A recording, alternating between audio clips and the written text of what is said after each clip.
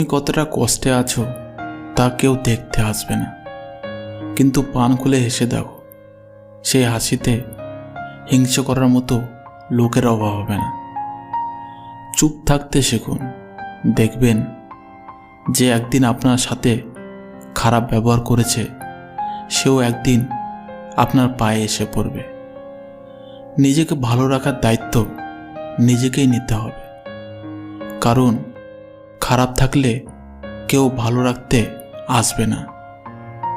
মানুষের উপরের রং দেখে তাকে ঘৃণা করো না, হয়তো তার কোনো একটা গুণ আছে যা কিনা স্বর্ণের চেয়েও দামি।